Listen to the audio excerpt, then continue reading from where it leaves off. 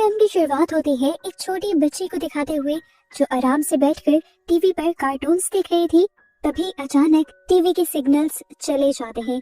Screen पर एक emergency report आने लगती है जिसमें बताया जाता है कि पूरी दुनिया में एक बहुत ही भयानक वायरस फैल गया है। ये कोई आम वायरस नहीं था बल्कि एक भयानक इन्फेक्शन थी जो इंसानों को कुछ ही मिनटों में खूनखार जानवर जैसा बना देती थी। साइंटिस्ट ये बता चुके थे कि कुछ ही देर में ये वायरस पूरी दुनिया में फैल जाएगा, इसीलिए सब अपनी अपनी हिफाजत करें। हमें दिखाया जाता है कि इन्हीं बच्चों की मॉम भी बहुत ज्यादा घबराई हुई थी। वो अपने हस्बैंड से फोन पर बात करती है जो कि एक पायलट है। वो बताते हैं कि हालात कंट्रोल से बाहर हो चुके हैं। इन्फेक्टेड लोग जिन्हें अब फेरल्स का नाम दिया जा रहा है वो जगह जगह फैल रहे हैं। ये फेरल्स ज़ॉम्बी की ही तरह के क्रिएचर बन गए हैं पर ज़ॉम्बी से कई ज्यादा तेज और ताकतवर हैं और ये लोग सोच समझ भी सकते हैं। इन फेरल्स ने काफी सारे शहरों और इलाकों पर कब्जा कर भी लिया है और अभी इस टाइम ये लोग जिस इलाके में थे वहाँ पर सबसे ज्यादा खतरा था। पायलट अपनी वाइफ से कहता है कि तुम्हें फौरन ये सोसाइटी छोड़नी होगी। कॉल कट करने से पहले वो पायलट अपनी बेटी एबिगेल को खुश करने के लिए एबिगेल को वो ब्रेसलेट दिखाता है जो एबिगेल ने खुद अपने डैड के लिए बनाया था। वो प्रॉमिस करता है कि मैं हमेशा ये ब्रेसलेट अपने पास रखूंगा और जल्द ही आप लोगों तक पहुंच भी जाऊंगा। ये लोग अपने आप को बचाने के लिए बाहर निकल आते हैं लेकिन बाहर का सीन ही बहुत ज्यादा भयानक था। सायरन्स बज रहे थे, लोग चीख रहे थे और चारों तरफ ये फेरल्स घूम रहे थे। ये लोग अपनी कार की तरफ भागते हैं लेकिन तभी रास्ते में एक फेरल उनकी मॉम के ऊपर हमला कर देता है। पलक झपकते ही अब एबिगेल की मॉम उसकी आंखों के सामने एक फेरल बनने लगी थी। एबिगेल घबराकर कार के नीचे छुप जाती है। कार के नीचे से वो देखती है कि पहले जिस फेरल ने उसकी मॉम के ऊपर हमला किया था उसी ने उसके भाई के ऊपर भी हमला करके उसे भी इन्फेक्टेड कर दिया था। और ये देखकर एबिगेल को बहुत ज्यादा दुख हुआ लेकिन वो खामोश रही क्योंकि जानती थी कि अगर उसने शोर किया तो ये फेरल उस पर भी हमला कर देगा। कार के नीचे छुपी हुई एबिगेल को फेरल देख नहीं पाता और आगे चला जाता है। एबिगेल को लगता है कि उसकी जान बच गई पर अब उसकी अपनी ही मॉम जो कि एक फेरल बन चुकी थी उनकी नजर एबिगेल पर पड़ जाती है और वो एबिगेल को मारने के लिए उसकी तरफ बढ़ती है। एक गोली चलने की आवाज सुनाई देती है। एबिगेल देखती है कि उसकी मॉम नीचे गिर गई थी क्योंकि एक आदमी ने उसे गोली मारकर बचा लिया था। ये आदमी कैसियस था जो प्यार से अब एबिगेल को कार के नीचे से निकालता है, उसे गोद में उठाकर प्यार करता है। इसी टाइम पर वो नोटिस करता है कि एबिगेल की नजर एक छोटे बच्चे की तरफ थी। वो समझ गया कि ये एबिगेल का भाई है और अब फेरल बन रहा है। कैसियस एबिगेल से अपने कानों पर हाथ रखने को कहता है और उसके बाद उसके भाई को भी सर में गोली मारते हुए हमेशा के लिए खत्म कर देता है। ये कुछ ही मिनट गुजरे थे और एबिगेल की दुनिया बदल गई थी। उसकी पूरी फैमिली खत्म हो गई थी और उस दिन के बाद से कैसियस ही उसकी फैमिली बन गया था, उसका टीचर बन गया था और उसका प्रोटेक्टर भी। खैर अब मूवी में 10 साल का वक्त गुजर जाता है। दुनिया पूरी तरह बदल चुकी है और हर तरफ बस सन्नाटा ही सन्नाटा है। ज्यादातर इंसान या तो मर चुके हैं या फेरल्स बन चुके हैं। कैसियस और एबिगेल जंगल में रहकर सरवाइव कर रही हैं क्योंकि शहर तो फेरल्स से भरे हुए हैं। एबिगेल भी अब वो डरी हुई बची नहीं रही, वो एक वॉरियर बन चुकी है क्योंकि कैसियस ने उसे बहुत ही सख्त ट्रेनिंग दी है लड़ने की, शिकार करने की और सरवाइव करने की। इस टाइम भी हम उन्हें जंगल में प्रैक्टिस करते हुए देखते हैं और उसी टाइम उनकी नजर पड़ती है एक सर्वाइवर पर जो फेरल्स से बचने की कोशिश कर रहा था। कैसियस कहता है एबिगेल तुम्हारे लिए एक टेस्ट आ गया है। वो उसे उसकी स्नाइपर देता है और कहता है कि इस आदमी को बचाओ और बाकी सभी फेरल्स को मार डालो। एबिगेल बैठ जाती है और निशाना लगाने से पहले कैसियस उससे कहता है रिलैक्स करो, गहरी सांस भरो, अपने शिकार को टारगेट करो और फिर ट्रिगर दबा दो। एबिगेल ये सब कुछ तो करती है लेकिन अपने आप को साबित करने की जल्दबाजी में वो टारगेट को तो देख लेती है लेकिन ये नहीं नोटिस करती कि टारगेट के इर्द गिर्द वो इंसान भी था। एबिगेल ने जब गोली चलाई तो वो उस फेरल के बजाय सर्वाइवर को लग जाती है। ये एक बहुत बड़ी गलती थी, खासकर इस दुनिया में जहाँ इंसान बहुत कम रह गए थे। उसी दुनिया में एबिगेल ने एक इंसान को मार दिया था। कैसियस उसे बहुत ज्यादा डांटता है और वहाँ से ज़ॉम्बीज़ को मारते हुए खुद वहाँ जाता है। वो जानता था कि अब ये मरा हुआ आदमी एक फेरल बनकर ही जिंदा हो जाएगा, इसीलिए उसके दोबारा जिंदा होने से पहले वो उसका सर ही काट देता है। जिसके बाद वो उसकी गाड़ी में से अपनी जरूरत का सामान निकालने लगता है और उसके जूते भी पहन लेता है क्योंकि कैसियस के अपने जूते बहुत ज्यादा पुराने हो गए थे। ये लोग यहाँ से जाने ही वाले होते हैं पर अचानक चारों तरफ से कुछ गाड़ियाँ उन्हें आकर घेर लेती है। इन गाड़ियों में बहुत सारे इंसान सर्वाइवर थे जिनके पास बहुत सारे वेपन भी थे। वो कैसियस को अपने मरे हुए दोस्त के जूते पहना देखते हैं तो सोचते हैं कि जरूर कैसियस एक लुटेरा है और उनके दोस्त को लूटने के लिए ही कैसियस ने उसे मारा है। अब उस आदमी को क्योंकि गोली भी लगी हुई थी तो साफ मतलब था कि ज़ॉम्बी के बजाय इन्हीं में से किसी ने उसको मारा होगा। उस समय ये सभी लोग अपने अपने वेपन्स कैसियस के ऊपर तान देते हैं और तभी गाड़ी में से निकल कर एक मेगन नाम की प्रेग्नेंट औरत ये सब कुछ रोकने आ जाती है। वो सबसे कहती है प्लीज बस कर दो, ये भी हमारी तरह उन्हीं कुछ सर्वाइवर्स में से हैं जो अब इस दुनिया में इंसान बचे हैं, छोड़ दो प्लीज इन्हें। इससे पहले कि ये लोग कोई फैसला कर पाते यहाँ पर एक और बहुत बड़ी मुसीबत आ जाती है। इन्होंने जो आपस में शोर मचाया था उसकी वजह से बहुत सारे फेरल्स अट्रैक्ट हो गए थे और अब भागते हुए चारों तरफ से ज़ॉम्बीज़ यहाँ आ गए थे। ये ज़ॉम्बीज़ इतने ज्यादा थे और इतनी तेजी से भाग रहे थे कि लोगों को मौका नहीं मिलता कि ये लोग बचकर अपनी गाड़ियों में बैठकर भाग सके। वेपन्स तो इनके पास थे ही, तो ये वेपन्स को ही अपना कवर बनाते हैं और अपनी इन्हीं वेपन्स के जरिए अपने सर्वाइवल के लिए लड़ने का फैसला करते हैं। यहाँ पर एक भयानक लड़ाई शुरू हो जाती है। इन सर्वाइवर्स का ग्रुप हारने लगता है। इतने सारे वेपन्स के बावजूद भी इनकी गोलियां खत्म होने लगती हैं, लेकिन मॉन्स्टर तो खत्म होने का नाम ही नहीं ले रहे थे। अब बहुत सारे मॉन्स्टर्स इन्हीं सर्वाइवर्स के ग्रुप के ऊपर हमला कर देते हैं और उन्हें भी काटते हुए मॉन्स्टर बना देते हैं। और यहाँ जो सिर्फ इंसान बचते हैं वो थे कैसियस, एबिगेल, मेगन और उसका हस्बैंड डेविड। जिस टाइम ये सारे फेरल्स सर्वाइवर्स को काटने में और उन्हें इन्फेक्टेड करने में बिजी थे, उसी वक्त का फायदा उठाते हुए मेगन, डेविड, एबिगेल और कैसियस चारों कार में बैठकर वहाँ से भाग निकलते हैं। पीछे जो नया ग्रुप फेरल में बदला था, पता चलता है कि उनका लीडर जो भी अब फेरल ही बन चुका है, वो अपने और अपने ग्रुप के साथ होने वाली इन सारी चीजों से बहुत ज्यादा गुस्से में आ चुका है और अब उसने ठान ली है कि वो कैसियस से बदला लेकर रहेगा, जिसकी वजह से ये सब कुछ शुरू हुआ था। इसलिए वो अब कैसियस की खुशबू सूंघते हुए उस कार का पीछा करने लग जाता है जिसके अंदर ये लोग भागे थे। लेकिन हम देखते हैं कि कैसियस काफी दूर तक गाड़ी दौड़ा कर ले जा चुका था। वो अब इन लोगों से पूछता है कि आप लोग कहाँ जाना चाहते हैं। ये लोग बताते हैं कि हम लोग द कॉलोनी जाना चाहते हैं, जिसे बोट टाउन का भी नाम दिया गया है। ये पानी के ऊपर बनी एक कॉलोनी है जिसे बड़ी बड़ी शिप्स को मिलाकर बनाया गया है और यहाँ पर सभी बचे कुछ इंसान रह रहे हैं। यहाँ पर डॉक्टर्स भी हैं और हर किस्म की फैसिलिटी भी है। ये सारी चीजें सुनकर एबिगेल की आंखें चमक उठती हैं क्योंकि वो काफी टाइम से इंसानों के साथ रहने का एक ख्वाब देख रही थी। पहले तो कैसियस को इस चीज का अंदाजा नहीं हो रहा था कि इंसानों की कोई कम्युनिटी एग्जिस्ट भी करती है। वो कहता है मैं काफी सालों से इधर उधर भटक रहा हूँ, मैंने तो कभी ऐसी कोई कम्युनिटी या कोई सोसाइटी नहीं देखी। मेगन उसे बताती है हमारा काफी बार उन कम्युनिटी के लोगों से कांटेक्ट हुआ है। ये सुनकर कैसियस उनकी बात मान जाता है, लेकिन खुद वो वहाँ जाने के लिए तैयार नहीं था क्योंकि उसे लगता है कि ज्यादा लोगों के दरमियान में रहना मतलब ज्यादा खतरा। लेकिन यहाँ पर एबिगेल कहती है कि हम वहाँ पर एक मर्तबा तो जरूर जाएंगे, चाहे सिर्फ मेगन को छोड़ने के लिए, क्योंकि उसकी जो हालत है हम उसे अकेले जाने नहीं दे सकते। कैसियस की शक्ल से साफ लग रहा था कि वो इसके लिए भी तैयार नहीं है। रास्ते में ही अचानक से उनकी गाड़ी रुक जाती है और उन्हें पता चलता है कि वो खराब हो चुकी है। डेविड जो एक मैकेनिक है उसे ठीक करने की कोशिश करता है, लेकिन टूल्स ना होने की वजह से नाकाम रहता है। उन्हें अब पैदल चलना पड़ रहा था। चलते चलते वो एक पुरानी जगह पहुंच जाते हैं जिसे एबिगेल पहचान लेती है। इसी जगह के करीब एक एयरफील्ड थी जहां पर उसके डैड काम किया करते थे। वो सबसे कहती है कि हमें एयरपोर्ट की तरफ चलना चाहिए, शायद हमें वहाँ पर कोई प्लेन मिल जाए और हमारा आगे जाने का सफर आसान हो जाए। कैसियस को ये आइडिया बहुत ही बेकार लगता है क्योंकि 10 साल बाद कोई प्लेन उड़ने के काबिल तो रहा नहीं होगा। एबिगेल जब जिद करती है तो वो जाने के लिए मान जाता है और वहाँ जाकर इन्हें एक बहुत ही अजीब चीज ये देखने को मिलती है कि इस एयरफील्ड के अंदर एक भी प्लेन नहीं था। किस्मत से इन्हें एक गैराज के अंदर एक छोटा सा प्लेन मिल भी जाता है, लेकिन 10 साल से पड़े रहने की वजह से वो थोड़ा खराब था। डेविड कहता है मैं इसे रिपेयर कर सकता हूँ। वो जब प्लेन को रिपेयर कर रहा था, एबिगेल और कैसियस उसका पहराते रहे थे। ये लोग बार बार अपनी बाइनोकुलर से दूर दूर देख रहे थे और एकदम से इन्हें पता चलता है कि सामने से फेरल्स का एक बहुत बड़ा ग्रुप उनके पीछे वहां तक आ रहा है। अभी तो वो दूर थे, लेकिन जितना तेज वो भाग रहे थे 5 से 10 मिनट में ये उनके पास होते। ये लोग भागकर यहाँ पर आते हैं और डेविड से जल्दी जल्दी काम करने को कहते हैं। एबिगेल इतने में पायलट सीट पर बैठ जाती है और वो सारी चीजें याद करने लगती है जो उसके डैड उसे सिखाया करते थे बचपन में। यहीं पर वो एक बुकलेट उठाकर इस प्लेन के बारे में भी पढ़ने लग जाती है और इतने में ही वो ज़ॉम्बीज़ फेंस तोड़कर यहाँ पर आ जाते हैं। डेविड और मेगन भी अब प्लेन के अंदर बैठ चुके थे।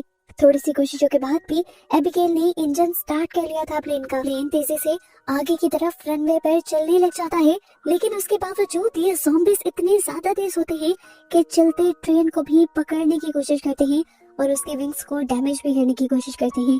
इस टाइम पर कैसियस आधा प्लेन के अंदर बैठा हुआ था तो आधा बाहर था, जिसे एक ज़ॉम्बी पकड़कर बाहर निकालने की कोशिश कर रहा था, पर वो ज़ॉम्बी के सर पर गोली चलाते हुए उसे प्लेन से नीचे गिरा देता है और फिर फाइनली एबिगेल इस प्लेन को हवा में उड़ा लेती है। इस प्लेन को उड़ता हुआ देखकर सब लोग बहुत ज्यादा खुश हुए थे। सभी लोगों ने सुकून की सांस ली थी क्योंकि इतना बड़ा सफर ये लोग अब चंद घंटों में ही तय करने वाले थे। लेकिन उनकी ये खुशी ज्यादा देर तक नहीं टिकती। घंटा भर चलने के बाद ही इस प्लेन में से धुआं निकलने लग जाता है क्योंकि इंजन बहुत ज्यादा पुराना था और उसकी सर्विस नहीं की गई थी। कुछ ही देर में प्लेन का इंजन पूरी तरह फेल हो जाता है और प्लेन आउट ऑफ कंट्रोल हो जाता है। अपनी जान बचाने के लिए कैसियस एबिगेल का साथ देता है और प्लेन का लीवर पकड़ते हुए उसे एक दरख्त के अंदर क्रैश करवाता है ताकि इन्हें कम से कम नुकसान हो। उनका ये आइडिया काम भी कर गया था। इन्हें छोटी मोटी चोटें लगी तो थी लेकिन इनमें से मरा कोई भी नहीं था। खैर, जितना भी रास्ता इन्होंने इस प्लेन से तय करना था वो तो कर लिया था। आगे का रास्ता इन्हें अब पैदल तय करना था जो लगभग 2 दिन का और था। ये लोग अब यहाँ पर टूटी फूटी बिल्डिंग्स के अंदर रात रहने का फैसला करते हैं क्योंकि दूर दूर तक यहाँ पर ज़ॉम्बीज नहीं थे। फिर भी कैसियस ने यहाँ चारों तरफ ट्रैप भी लगा दिए थे। जिसके बाद जब वो अंदर आता है तो मेगन आकर उसका शुक्रिया करती है और कहती है अगर तुम ना होते तो अब तक हम मर जाते। ये सुनकर कैसियस थोड़ा पिघलने लगता है जो हमेशा से बहुत ही ज्यादा सख्त रहता था। मेगन को देखकर उसे अपना पास्ट याद आ जाता है और वो मेगन को बताता है कि मैंने सबसे पहले अपनी वाइफ को मारा था, वो भी मजबूरी में क्योंकि वो इन्फेक्टेड हो गई थी और अपने आप को बचाने के लिए मेरे पास कोई दूसरा रास्ता नहीं था। उस दिन के बाद से उसने कसम खा ली थी कि वो किसी के लिए नहीं लड़ेगा, वो सिर्फ अपने सर्वाइवल के लिए काम करेगा। लेकिन फिर उसे एबिगेल मिल गई और उसने अपना फैसला बदल लिया। फिर उसने एबिगेल को अपना साथी बना लिया और उसे अपनी बेटी की तरह पाला। वो बताता है कि एबिगेल के अलावा किसी को भी बचाना अब मेरा मिशन नहीं है, लेकिन मैं तुम्हारी और डेविड की जिम्मेदारी लेता हूँ और वादा करता हूँ कि मैं तुम्हें तुम्हारी मंजिल तक पहुँचा दूंगा। खैर, अगले दिन ये अपना सफर शुरू कर देते हैं और इन्हें रास्ते में चलते हुए एक बहुत ही अजीब चीज दिखाई देती है।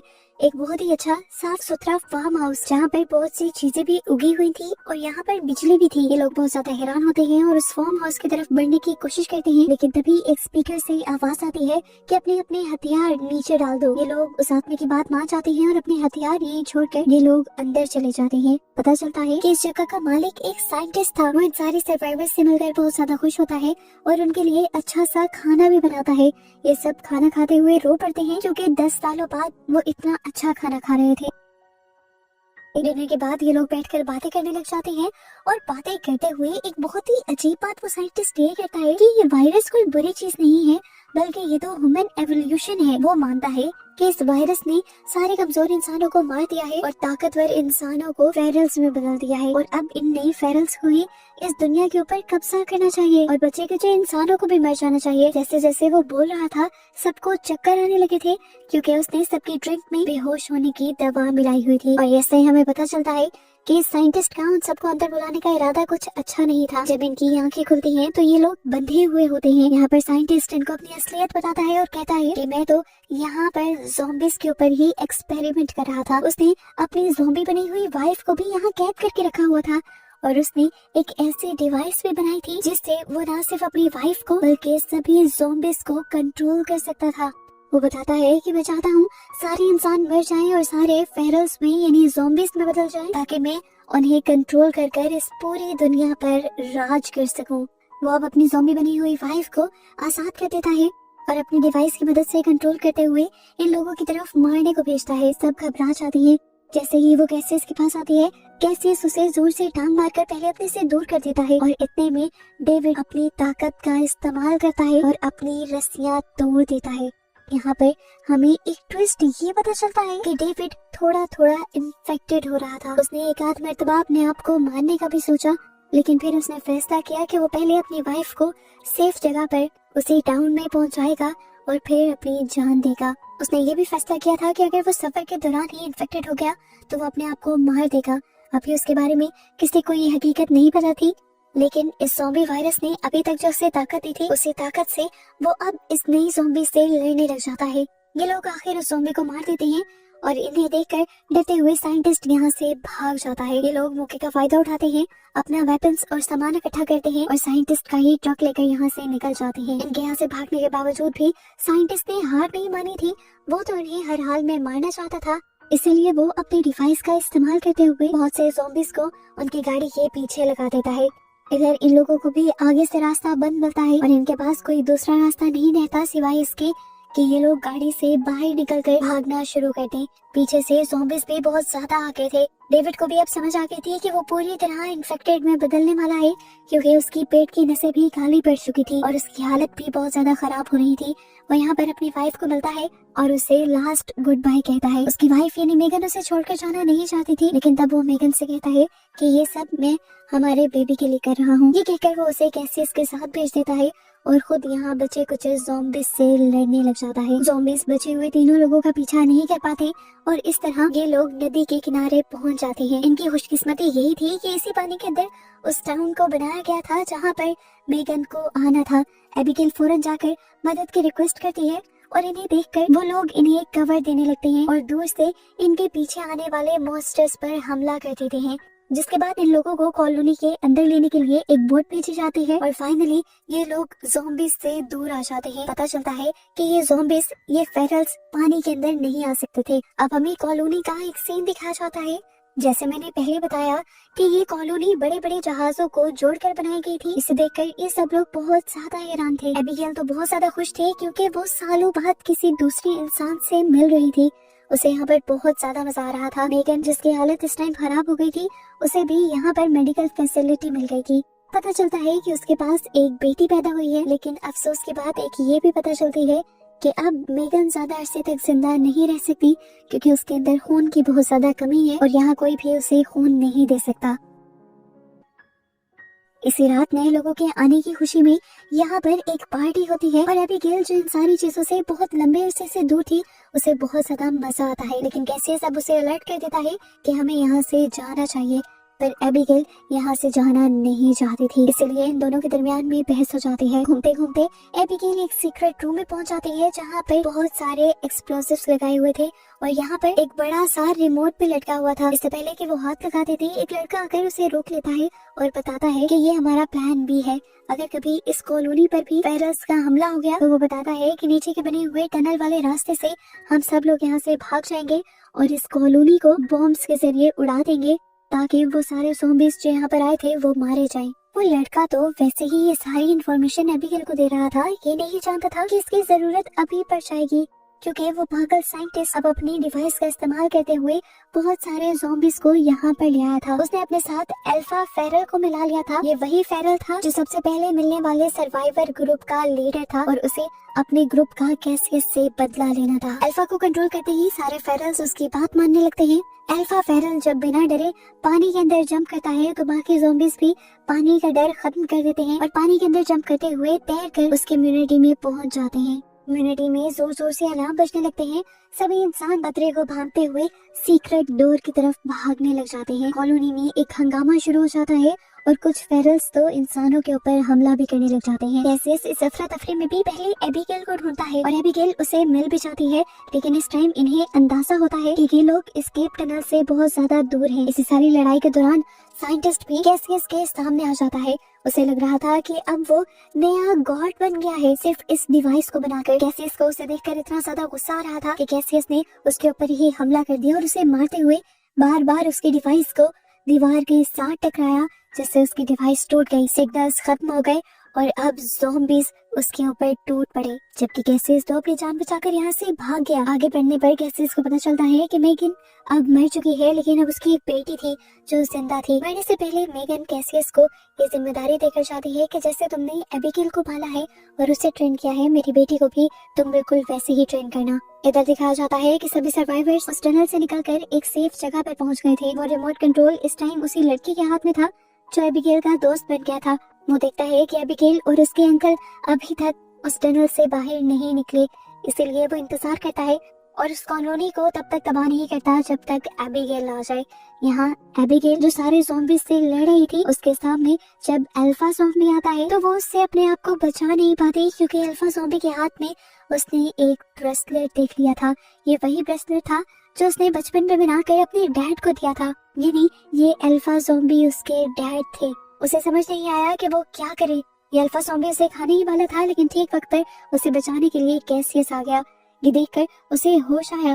वो कैसियस को बचाना चाहती थी, पर एक मिनट के लिए अपने डैड को मारना उसके लिए आसान नहीं था।